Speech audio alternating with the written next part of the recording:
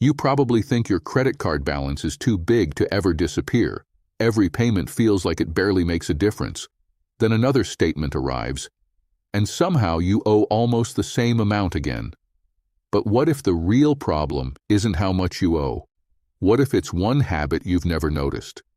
Let me tell you about Maya. You might see a little of yourself in Maya. She wasn't careless with money. She worked hard, paid her bills, and tried to do the right thing. Yet every month, her credit card balance refused to shrink. She kept asking herself one question: what am I doing wrong? My name is Maya. I have a full-time job, I pay my rent on time, and I thought I was pretty responsible with money.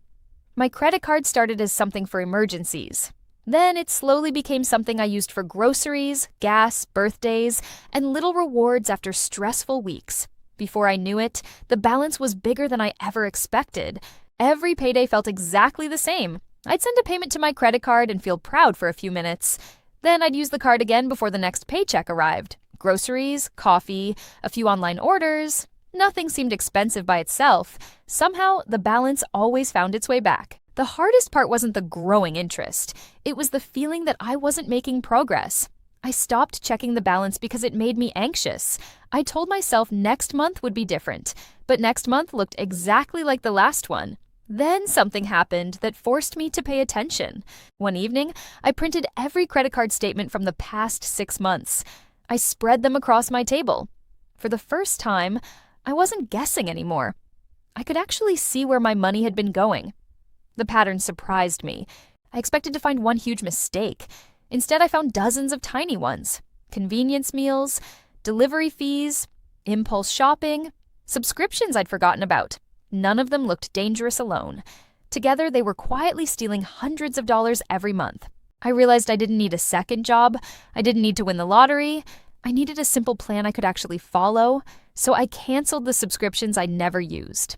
I stopped carrying my credit card everywhere, and every extra dollar went toward the balance. The first month wasn't exciting. My balance dropped a little. The second month, it dropped again. It still felt slow, but this time it was moving in the right direction. For the first time in years, I believed I could actually pay it off. There were setbacks. Unexpected expenses showed up. Some weeks were harder than others, but instead of giving up, I adjusted my budget and kept going. I stopped expecting perfection and started focusing on consistency.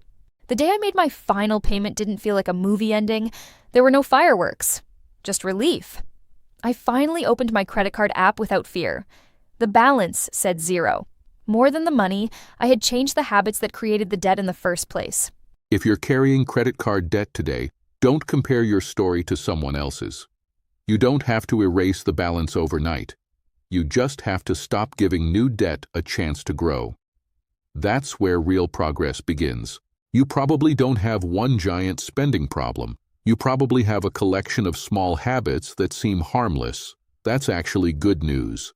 Small habits are much easier to change than people think, and when they change, your finances begin to change too. Maya didn't become wealthy overnight. She simply built one better decision on top of another. That's how lasting financial progress usually happens. Quietly, consistently, one payment at a time. If Maya's story sounded familiar, you're not alone. Thousands of people are working toward the exact same goal. The important thing is taking the first step today instead of waiting for the perfect time. Even one small change this week can put you on a better path. If you're ready to take control of your money, I've put together a free budget planner that can help you get started.